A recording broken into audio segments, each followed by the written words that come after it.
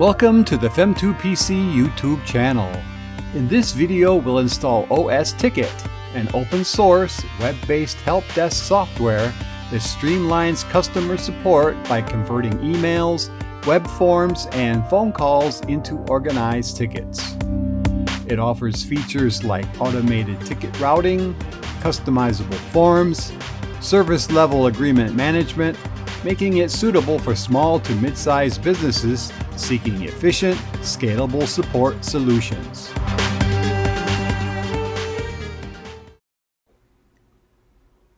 osTicket. I really love this tool. It's great for support. It can capture emails, or you have a web interface for users to enter tickets. You can forward tickets from your email into the system. Everything goes into a database. You've got tracking, you've got email alerts when a ticket is getting overdue. You can assign different tiers for support. Actually, it can support sales and marketing. It's, because you can add different departments. It's very powerful, and it's totally free. There's a lot of information on the internet for using the tool, but there's not a lot out there on how to install it, especially on the FreeBSD system. So I've got my installation script specifically for osTicket, and this will take us right up to the point where we're going to switch over to our browser, do the final installation from the browser, and show the back end of osTicket. Additionally, I'm going to set up an attach folder, which is not the default. The default, if you have email with attachments, they go in the database. And this can really clog up your database if you get a lot of support emails that have a lot of attached files to them. So I'm going to show how this is set up with an attached folder. Another thing is the osTicket is not going to be installed into the web root, which means that after you do this installation on a clean system, you could still install a website into the normal web root. This is going to install with an alias to the website IP or domain name /support. So first thing we need to do is we'll log into our very clean system as root. We've got an empty folder here. And we're going to download our script. So we're going to fetch it from HTTPS.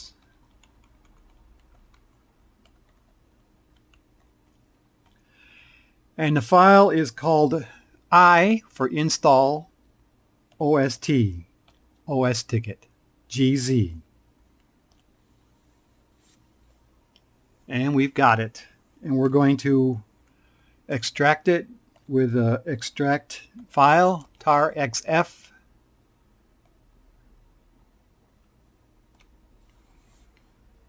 We'll check our contents here, and we can see we have our iost shell file, which is executable by root. So let's go ahead and /iostsh, and here's our script for osTicket. We're running as root. I'm going to use root as my password for my SQL root user. I'm going to use an IP address because I don't have a domain name. And I'm going to use MySQL 8.0 and PHP 8.3. So let's get going. We're going to do a system check here. And we'll find out we've got OS 14.3, which is supported by this script. We've got 4 hard disks, which are actually set up as a RAID. This is an i7. It's 3rd gen. It's a very old machine, but still runs really, really nicely. It's got a single gigabit interface with the IP address of 192.168.1.254, and we're going to the gateway 254. And our DNS is set up to use 8.8.8.0. This machine has 16 gigabytes of real RAM, and there's an 8 gig swap space. So plenty of memory. Let's continue. Doing a system check, we find the package system is not installed. There's no packages installed. And we see that for the Apache configuration, we need to set a server name. And since we don't have a fully qualified domain name, we're going to use the IP address. So we're going to set my IP. I enter. We're going to choose MySQL 8.0, which is the long-term support. So we'll enter 80. Yes. We're going to use root as the password because this is just for demo. We're going to use 8.3 for our PHP version. Oops, sorry. Let's not do that. 8.3, not a point. And 8.3 is correct. Now we're starting the installation. The first thing that's going to happen, which is happening right now, is the FreeBSD package system is being downloaded from FreeBSD package website. Now the package system for FreeBSD, I think it has like over 50,000 packages now. Okay, we're installing Apache first. After Apache is installed, we're going to modify the HTTPD config file. And then we're going to move on to install our PHP and our PHP extensions and extra content management extensions.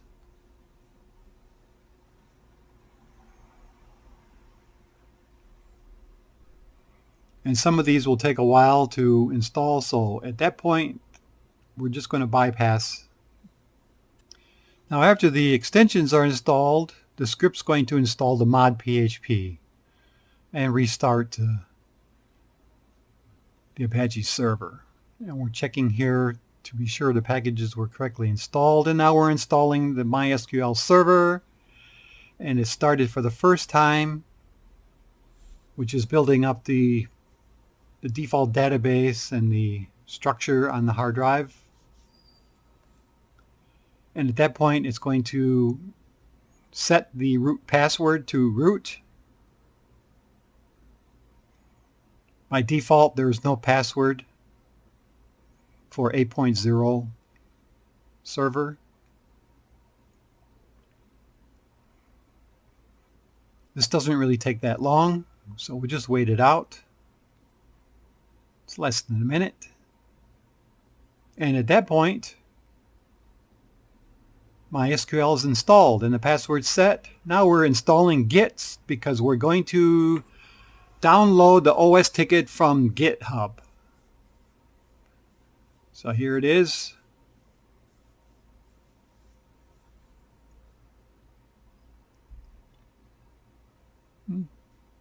Getting about 3.5 megabytes per second.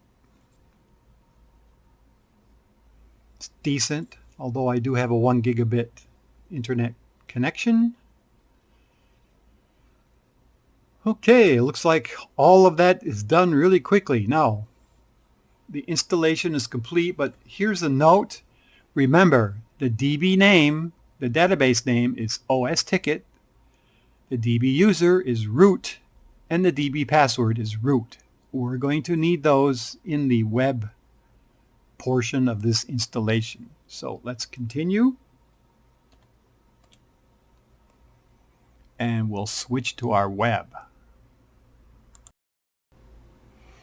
Okay, so we're going to connect by entering the 192.168.1.254/support.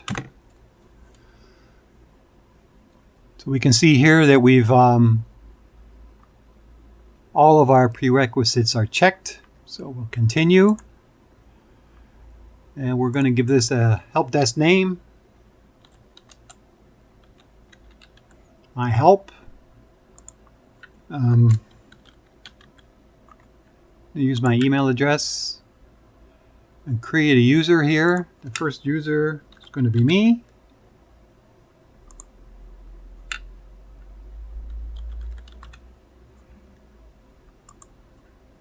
And my email address. I'll use Yahoo.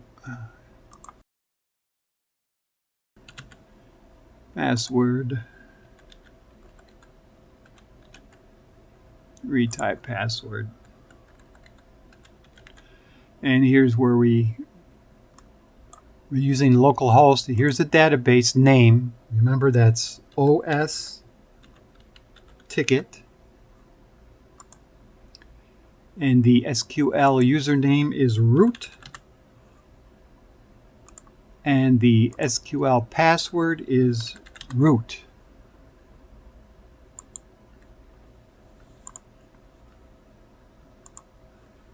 Okay, it's doing stuff. This program is really, really worth it.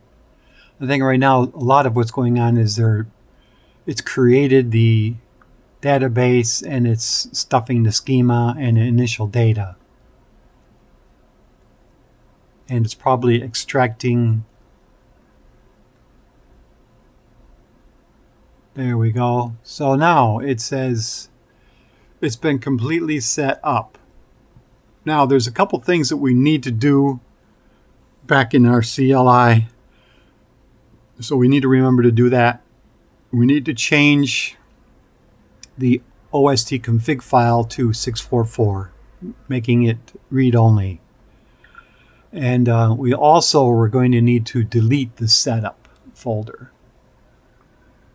So normally a user which will connect to your support site is going to have this welcome screen. Now these are totally modifiable. All of the text, everything can be modified. And so the user would say, oh, I want to open up a new ticket. Or if you're an administrator or you're the support person, you can do a sign in, but sign is as I'm an agent. And this is the back end, which is under support SCP login. And this is where I use my osTicket username and password. So osTicket is installed. Now, like I was saying, one of the things we want to do is let's check. Let's see, here's another whole function. You can create FAQs in the knowledge base. Or from here, I could create my own new ticket. But we're going to go to the administrator panel. And then you can see here the site is online, the name. So you can change all this after. And right now, the attachments are stored in the database. So we're going to change that. And the way we do that is because we're in the admin panel, not the agent panel. We can go to our settings, manage plugins. We're going to add a plugin. Now normally this would be empty, but my script has already downloaded all of the available plugins. So what we want to do is do this one, attachments on the file system. Currently there's no instance, so we need to add a new instance. And it's ost attach.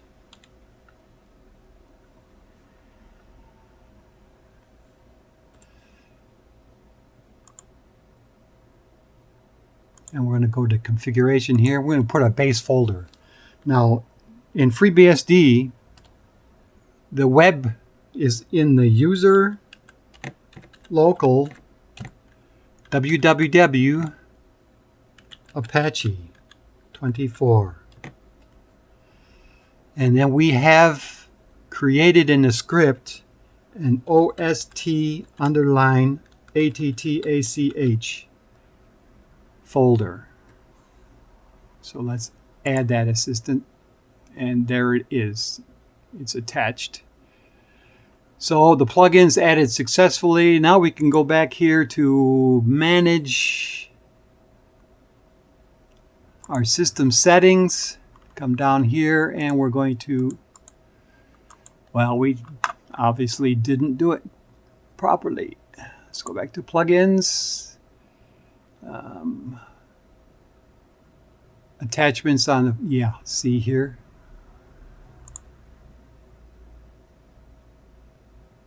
Let's enable it. Okay, now we'll go back to our system settings, and down here we can choose the file system for our attachments and save the changes. So basically you got ticket settings, different tasks. You can manage your agents and create users. You'll notice there's other plugins which are available.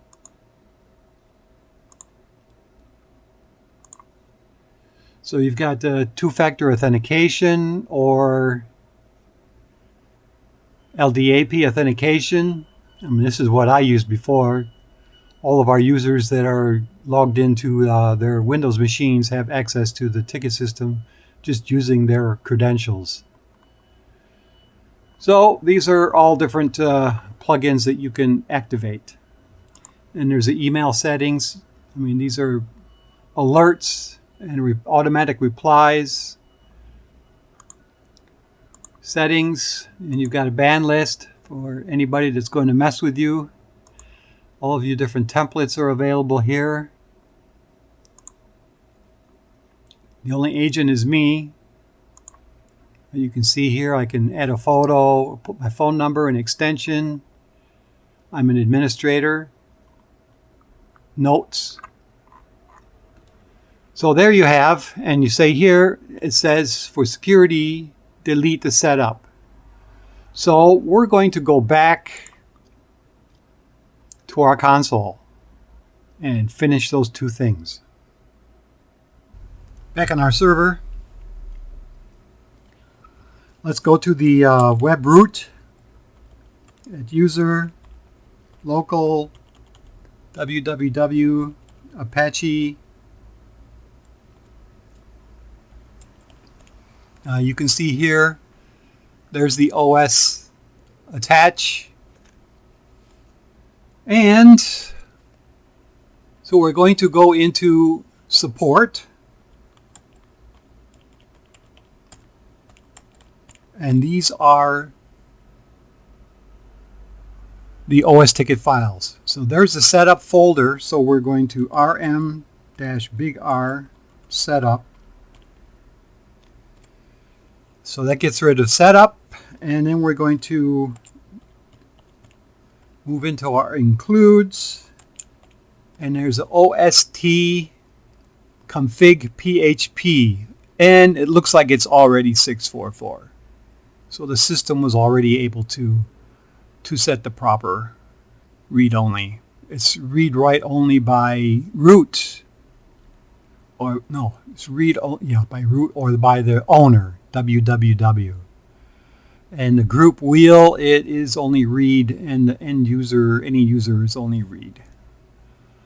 So that completes the installation of osTicket.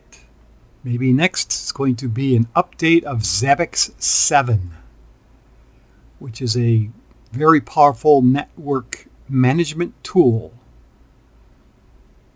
So until then, I'm going to say goodbye. Enjoy the script. Any questions? You can always check your installation by looking at the log file.log.